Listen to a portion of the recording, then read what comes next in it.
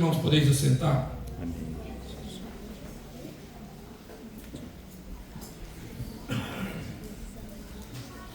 Veja, amados, o capítulo 8 de 2 Coríntios, ele retrata aqui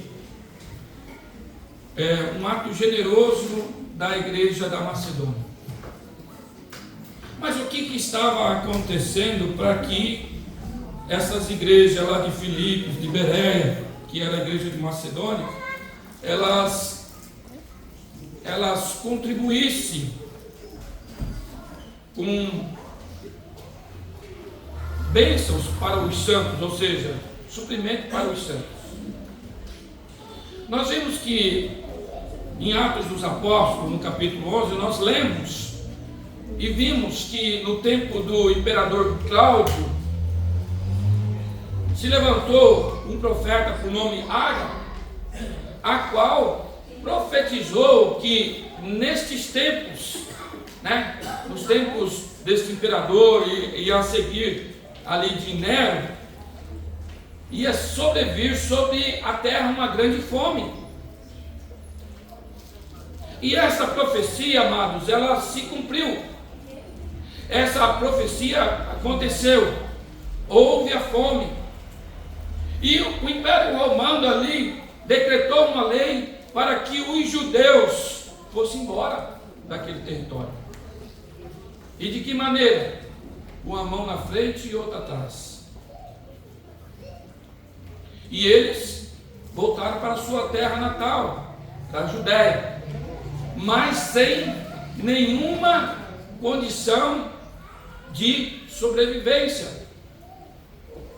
Então o apóstolo Paulo, juntamente com Barnabé, juntamente com o apóstolo Paulo, eles elaboram um ato de generosidade, que é a mordomia cristã, que nós pregamos e estamos pregando, em que as igrejas deveriam se unir para ajudar esse povo da Judéia. Para ajudar esse povo da Judéia que padecia por necessidade. E aqui no texto do 2 Coríntios capítulo 8, dentro desse texto, você vai encontrar duas igrejas, a igreja da Macedônia e a igreja de Coríntios. Paulo se dirige primeiramente falando da igreja da Macedônia, a qual, sendo pobre, a qual não tendo posses, a qual necessitada, ela dá um grande exemplo. Ela se destaca por um grande exemplo. E eu gostaria de pegar essas duas igrejas para que nós possamos analisar e tirar dela lições para nós aplicarmos na nossa vida como igreja de Cristo. Porque a necessidade, a fome, ela ainda espreita a nossa vida. A necessidade, a fome dos nossos irmãos de Cristo, ela ainda são motivo de muitas arrecadações e de muitas campanhas pela igreja de Cristo, porque a igreja de Cristo é a que tem que dar mais exemplo na arrecadação de auxílio aos necessitados. A igreja, a eclesia, o ajuntamento, ela é uma igreja auxiliadora, que socorre, que trabalha na assistência social, que está junto com o povo. Ela se destaca por isso. E eu, como igreja de Cristo, você, como igreja de Cristo, deve nesta manhã fazer uma análise se você tem praticado este mandamento de Deus, do Senhor Jesus Cristo. Qual é as características que permeiam uma igreja ajudadora? Uma igreja que, através da oferta, ela radia amor, ela salva vidas. Qual é as características? Vamos ao primeiro e ao segundo versículos do capítulo 8 de Coríntios. 2 Coríntios. Diz assim, amados.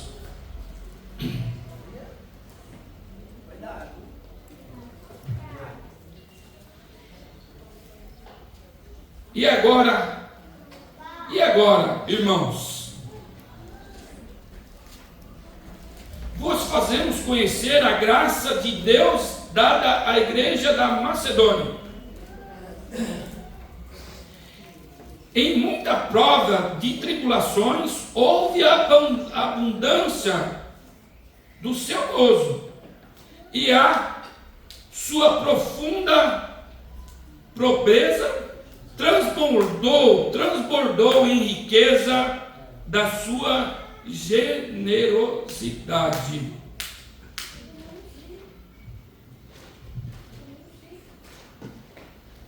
Vou abrir aqui um pouquinho, peço licença um pouquinho, irmãos.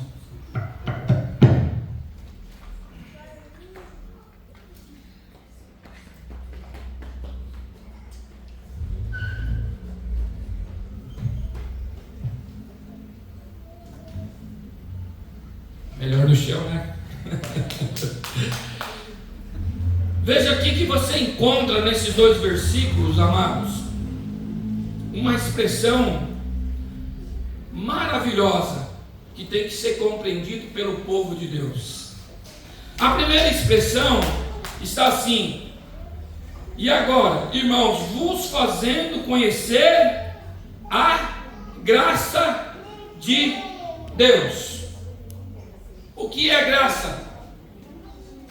Graça é um dom imerecido, ou seja, é algo que você não merece, é algo que você não espera e que você não almeja. Graça é algo que não procede dos seus atos, não procede da sua bondade, não procede do seu amor, de você, da sua riqueza, do seu perfil. Graça não procede disso, porque ela é um dom imerecido. Nessa igreja da Macedônia existia graça, um dom imerecido, e ela é visto porque ela era pobre, necessitada, carente, não tinha de onde tirar. Mas o texto diz que ela deu exemplo, que ela foi digna de ser observada pelo apóstolo Paulo, e que ela estava servindo como exemplo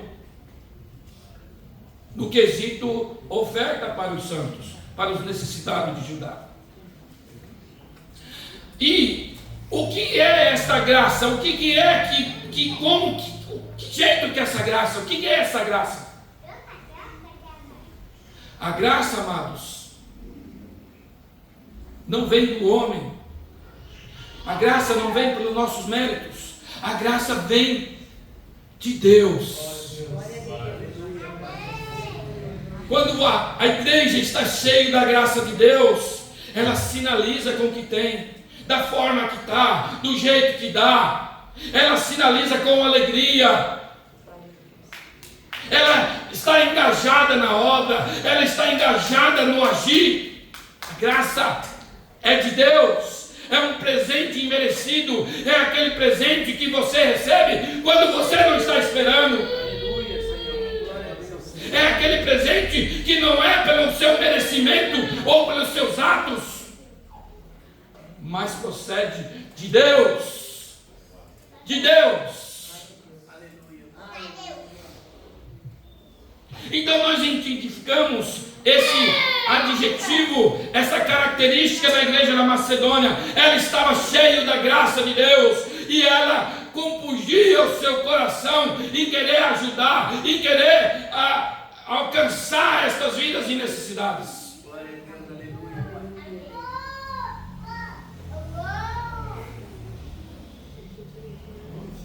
Pois diz no verso de número 2: em muita prova de tribulações houve abundância, ou seja, houve um grande amor, uma grande expressão de amor, de refrigério em poder ajudar. E a sua profunda pobreza transbordou em riqueza da generosidade.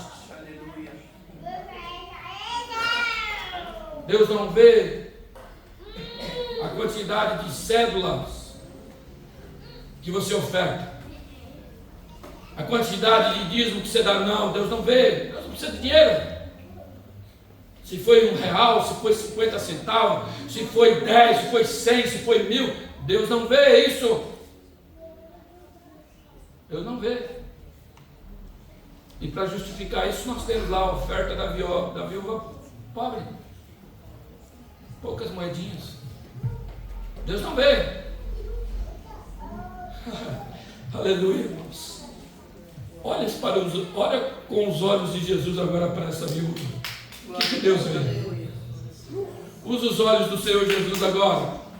Faz de conta que você está naquele cenário agora, em que o culto está acontecendo e o momento de oferta vai acontecer, e lá vem o primeiro com aquele saquinho de dinheiro e despeja no gasofilaço. Olha aí, imagine, a nossa mente ela tem essa capacidade de figurar, de imaginar e como está acontecendo.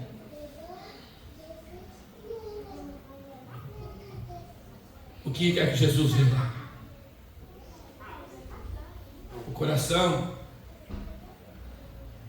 coração cheio de graça. O coração cheio de graça.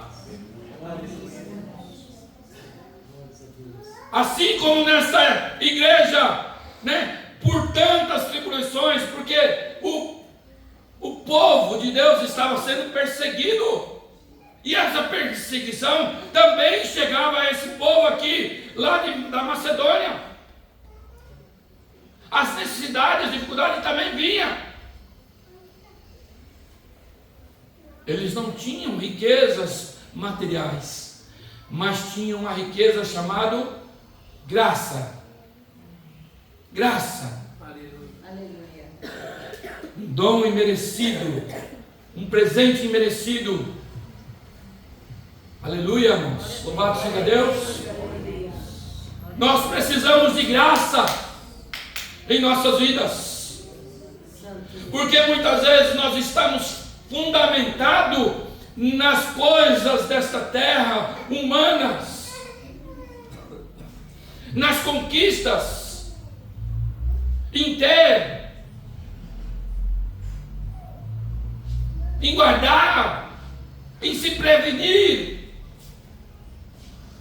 E esquecemos do reino de Deus, esquecemos da obra de Deus, porque é para lá que marchamos.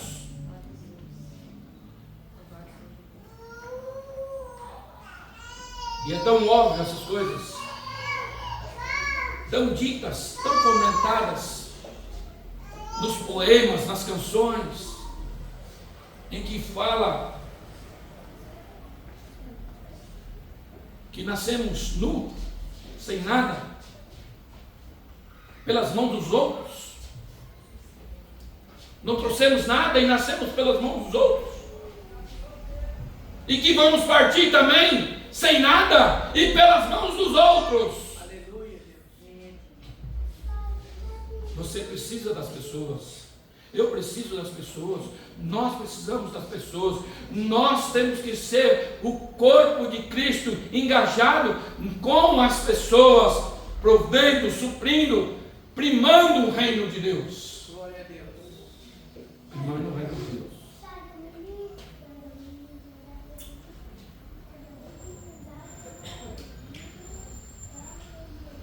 Esta igreja pobre, a gente consegue identificar a graça de Deus. E é isto algo que nós temos que refletir. Nós temos refletido a graça de Deus. Isso tem sido testificado nas nossas ações, na nossa vida.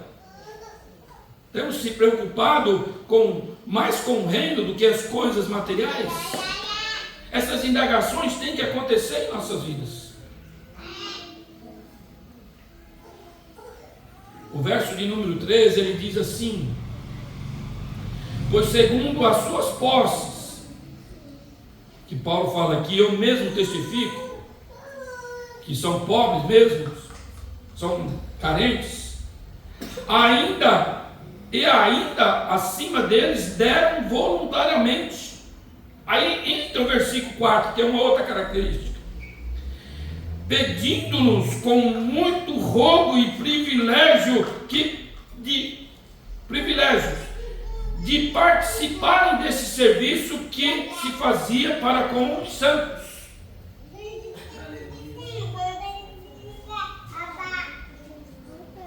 Alguém que não tinha nada, alguém que não tinha posses materiais, eles clamavam: deixe-nos ajudar, deixe-nos contribuir, deixe-nos apoiar essa obra, causa. O que você vê nessa igreja? Fé, irmãos. Aleluia. Fé. Além da graça, eles tinham muita fé em Deus, muita fé em Jesus Cristo. Eles acreditavam na obra do resgate, na obra do sustento, na obra da provisão. E a fé, amados, tem que apontar para algum lado. Eu tenho fé em Jesus. Por que eu tenho fé em Jesus? Porque Ele vai me levar à salvação. A sua ordenança é nos levar à salvação. O seu projeto é nos levar à salvação. Por isso Ele morreu por mim, para nos resgatar. Aleluia. Essa igreja, mesmo não tendo nada, ela, vou usar a palavra, implorava para que pudesse contribuir. E contribuiu. E ajudou. E foi tão marcante essa contribuição, esse esforço, que somente de uma igreja cheia do poder do Espírito Santo, cheia do conhecimento do Espírito Santo, podia tirar da onde não tinha coisas para ajudar esta campanha. Aleluia. Ela dividiu o pouco que tinha.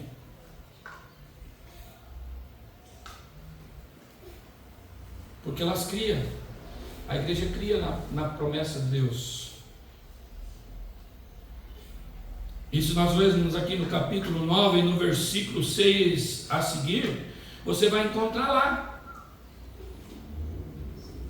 Porque eles criam na palavra de Deus que diz assim: e digo isto, que o que semeia pouco também ceifará, e o que semeia com fartura também ceifará, e cada um segundo propôs no seu coração, não com tristeza ou por necessidade, pois Deus ama quem dá com alegria. Havia alegria no coração da igreja de Macedônia. Eles davam pouco, e o pouco ia ser Deus que ia conceder. Quem dava muito, Deus também vai conceder, porque para Deus não há valor em dinheiro, irmãos, não há quantidade. A pessoa pode ter milhões e pode ter 1000. Para Deus é a mesma coisa. A igreja de Cristo tem que ter anseio em ofertar aos carentes, aos necessitados, porque é a elaboração da igreja de Cristo. A igreja foi criada para isso. Não importa de que maneira, não importa.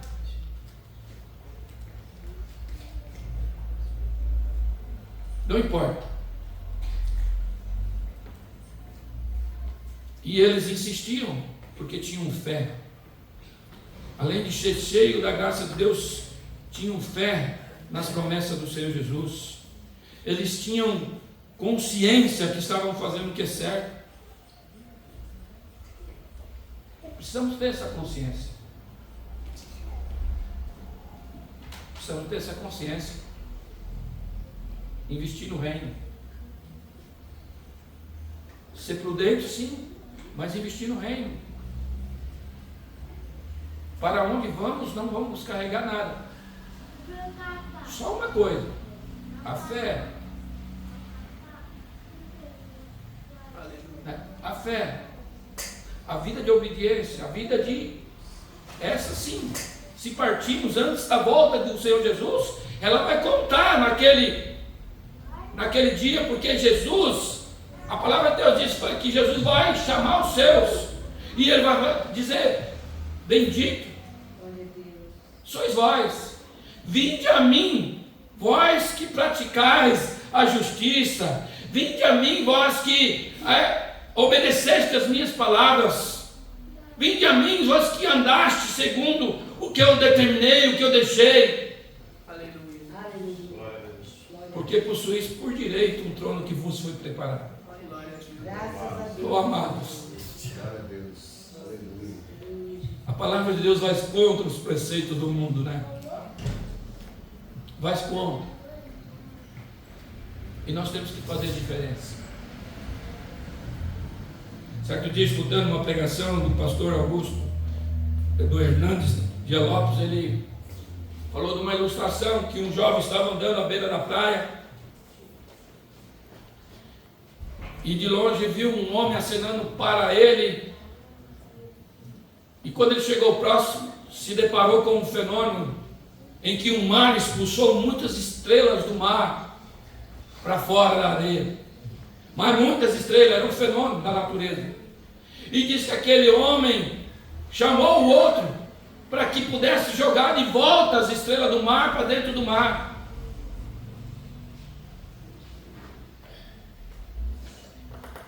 A pessoa que foi chamada, ela falou: rapaz, isso é um fenômeno, isso aí acontece todos os anos e muitas vezes em vários lugares. Você não vai conseguir jogar todas essas estrelas do mar de volta.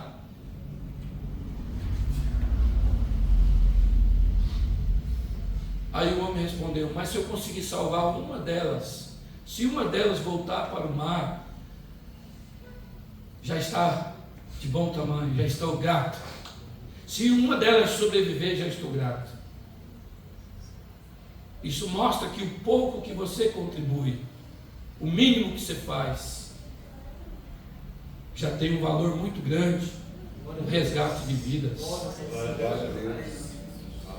O pouco que você faz já tem, desde que seja enxergado na ótica de Jesus. A ótica de Jesus é aquela que sonda o coração, que vê lá dentro,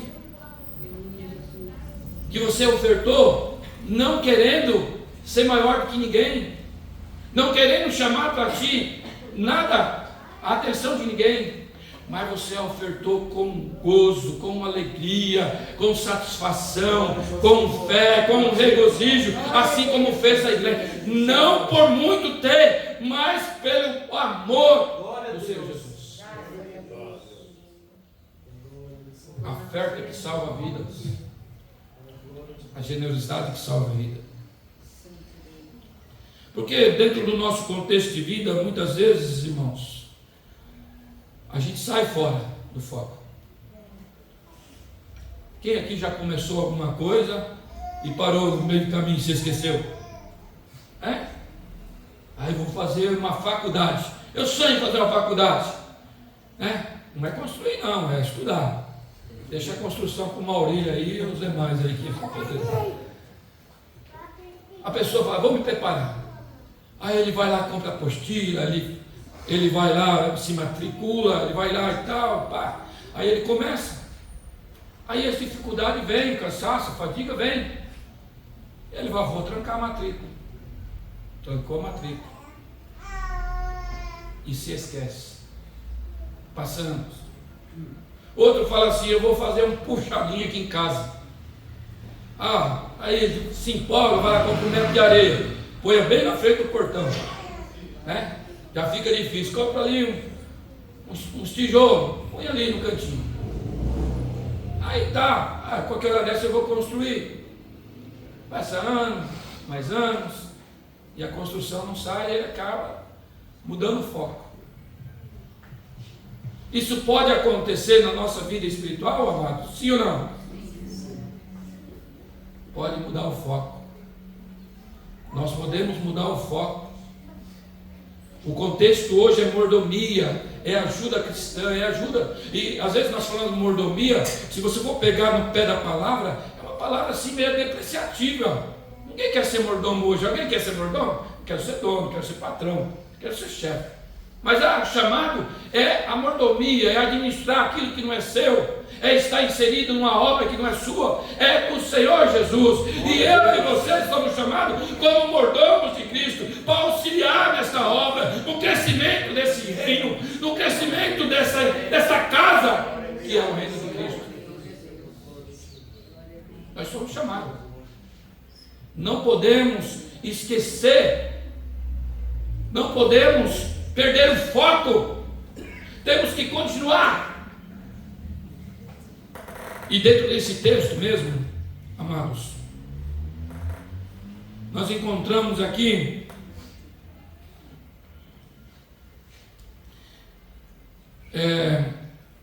a igreja de Coríntios. A igreja de Coríntios, ela foi a igreja que se levantou para esta grande obra de auxílio aos santos, né? Ela teve ali a participação de Barnabé, de Saulo, né? Os apóstolos estavam engajados, e ela era uma igreja um pouquinho mais bem sucedida. Mas o que aconteceu? Ela começou a obra, daqui a pouco ela deu um start, que fala, não start, não, stop, deu uma parada. Aí o apóstolo Paulo, né, na sua viagem, ele pega a igreja aqui de Macedônia para mostrar para a igreja de Corinto que a obra continua, que essa igreja, mesmo não tendo situações financeiras boas, mesmo parecendo perseguição, assim como o povo perseguia, continuava ativa, fervorosamente abençoando os santos. A igreja tinha perdido o foco. A igreja estava negligenciando as ofertas aos santos. A igreja que está cheia da graça de Deus, ela não perde o foco. Ela marcha em direção ao reino. E no reino vai ter obstáculo, mas ela é a igreja auxiliadora, é a igreja que carrega o irmão, é a igreja que sustenta o irmão, a igreja que coloca de pé o irmão. Porque quando a igreja faz isso, ela é a igreja de Jesus. Jesus fez uma queixa quando esteve nessa terra.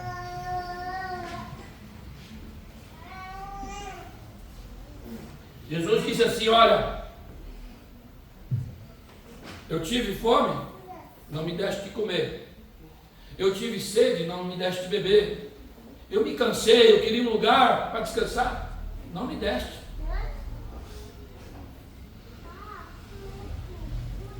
Jesus representava os pobres. E ainda assim nós, muitas vezes, agimos. As situações adversas estão acontecendo. E muitas vezes nós não nos engajamos nesse auxílio. Amados, para você fazer o bem, para mim fazer o bem, não precisa de uma placa de igreja estimular uma campanha. Não precisa de uma horta, de um ministério ou de um pastor, não. Se você é participante da graça de Deus, essa alegria pujante tem que estar em sua vida dia a dia. Dia a dia ela é marca do servo, ela é marca do mordomo de Cristo, que administra os bens que ele concede em sua vida.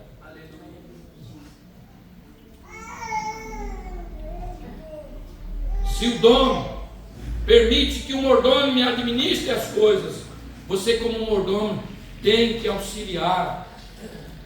Tem que auxiliar.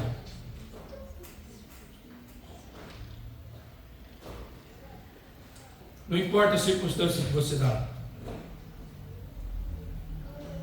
Por quê? Verso 8 do capítulo 9 diz assim: e Deus é poderoso para fazer abundar em vós toda a graça, a fim de que tenha sempre em tudo toda a suficiência e abundez em toda a obra.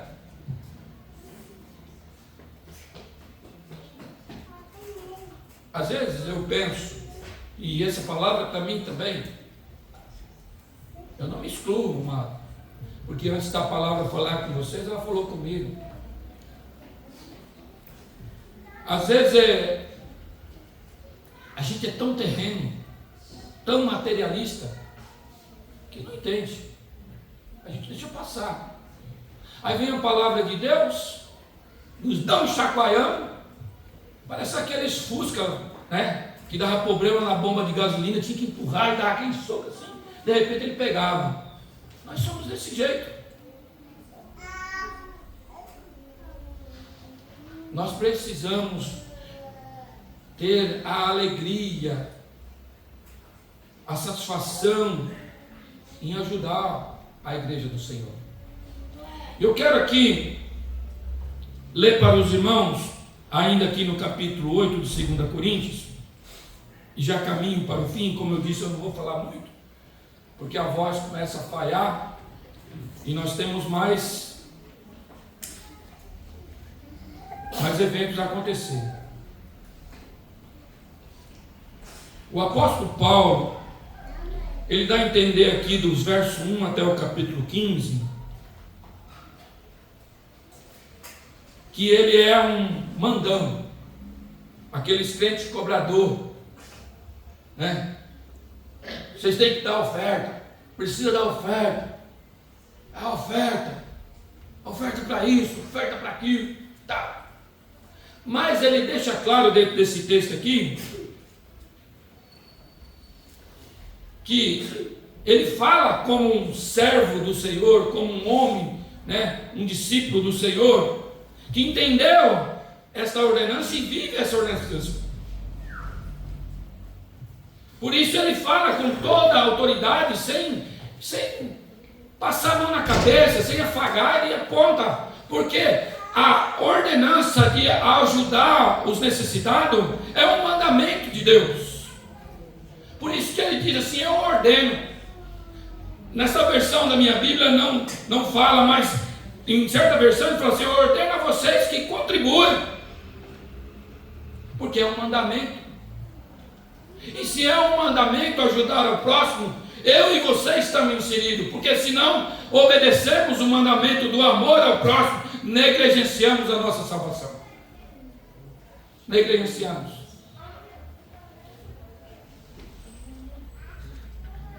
Verso de número 10 diz assim: e aqui dou o meu parecer sobre o que vos convém.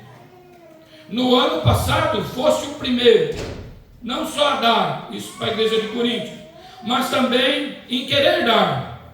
Agora, porém, completai o já começado, para que assim como houve prontidão de vontade, haja também o comprometimento segundo o que tens.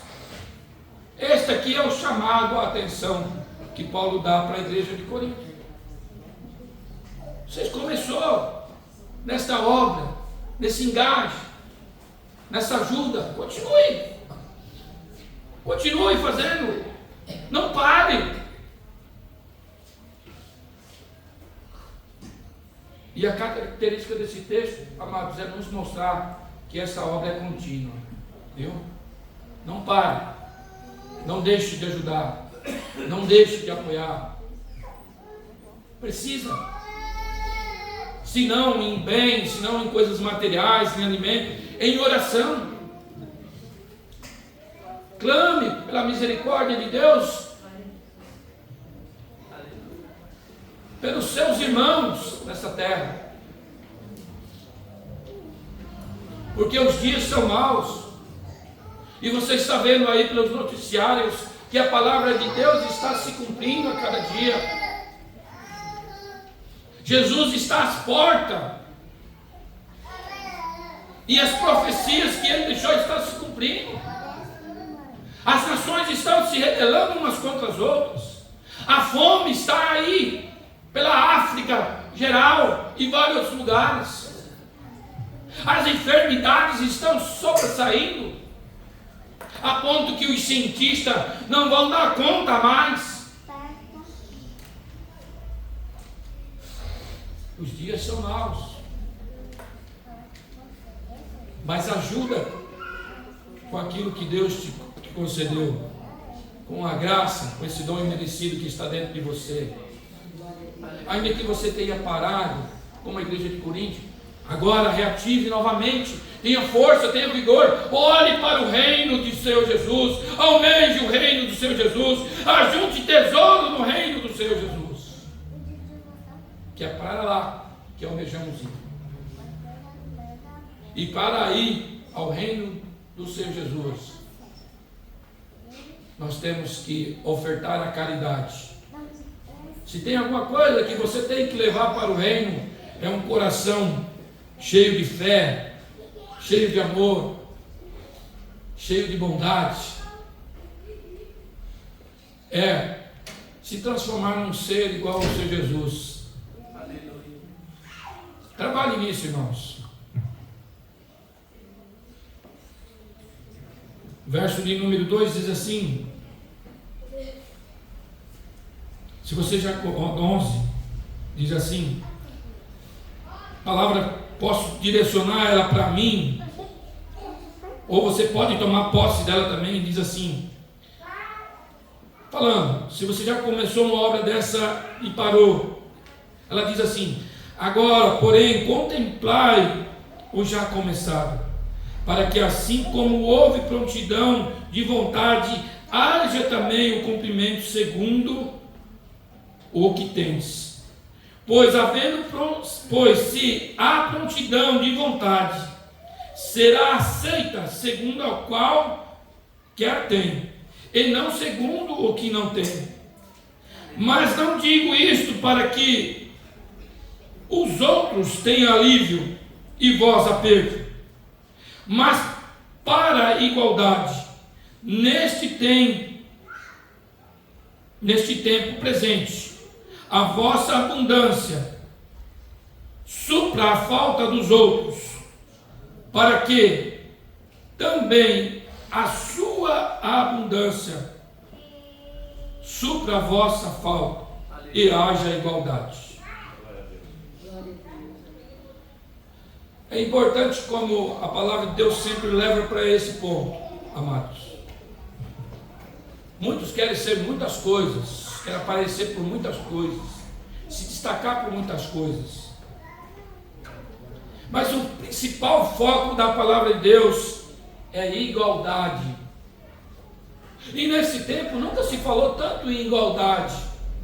Igualdade racial, igualdade de gênero, igualdade.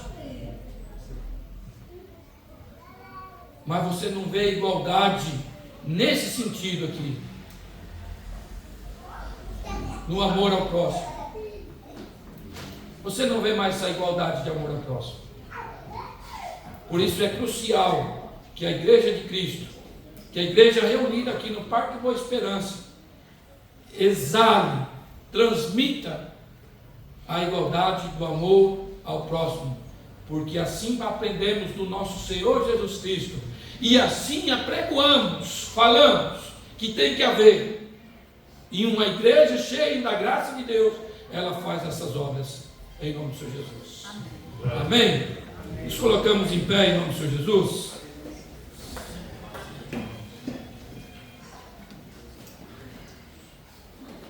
Eu quero orar com você.